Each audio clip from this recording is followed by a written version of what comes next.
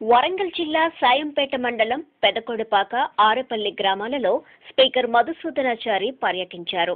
పెదకొడపాక జిల్లా ప్రజా పరిషత్ పాఠశాలలో విద్యార్థులకు సైకిళ్లు పంపిణీ చేశారు. మరియు సాయంపేటలో ఐకేపీ వరిధాన్యం కొనుగోలు కేంద్రాలను ప్రారంభించారు. ఈ సందర్భంగా కొంతమంది మహిళలు స్పీకర్ ప్రసంగాన్ని అడ్డుకోబోయారు. ధాన్యం కొనుగోలు కేంద్రాన్ని తమ గ్రూపుకే కేటాయించాలని మహిళలు కోరగా స్పీకర్ అధికారులను పిలిచి సమస్య పరిష్కరించమని ఆదేశించారు.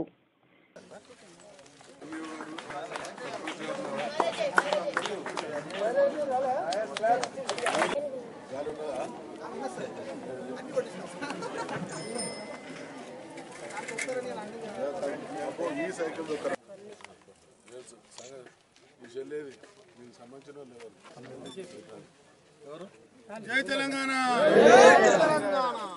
ఒక్కసారి మనం ప్రపంచ గమనాన్ని కనుక గమనిస్తే ఎక్కడ చదువుకున్న వాళ్ళు ఉన్నారో, ఎక్కడ తెలివి కల్లోళ్ళు ఉన్నారో అక్కడ అభివృద్ధి ఉన్నది. ఈ గ్రామం విషయానికి వస్తే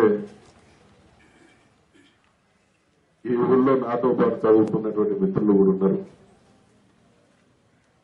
నాతో చదువుకోలేదు కానీ నాకు తెలిసినటువంటి ఒకనొక మిత్రుడు రాజేంద్ర ప్రసాద్. ఆయన ప్రిన్సిపాల్ అయిండు. ఆయన బాగా చదువుకున్నాడు, ప్రిన్సిపాల్ అయిండు. ఆయన కొడుకు ఐపీఎస్ ఆఫీసర్ అయింది. అంటే చదువు వల్ల ఎంత అద్భుతమైనటువంటి స్థాయికి ఎదిగేటువంటి అవకాశం ఉన్నదో ఈ ఊరు కూడా ఒక నిదర్శనం. చాలా సంతోషం. పెదకొడపాక స్కూల్ కు ఈ రోజు కాదు, గడిచిన అనేక దశాబ్దాలుగా కూడా తనదైనటువంటి ప్రత్యేకమైనటువంటి గౌరవ స్థానం ఉన్నది విద్యాపరంగా. మరి ఇక్కడ ఉపాధ్యాయుల కృషి కావచ్చు, ఈ గ్రామస్తుల పట్టుదల కావచ్చు, మొదటి నుండి కూడా పెదకొడపాక స్కూల్ మధ్యలో మండలాలు వచ్చినాయి కానీ మండలాలు లేని రోజులలో కూడా మంచి చక్కటి హై స్కూల్స్ ఈ ప్రాంతంలో ఏమన్నా ఉన్నాయి అనంటే అందులో పెదకొడపాక కూడా ఒకటి అనేటువంటి పేరుంది.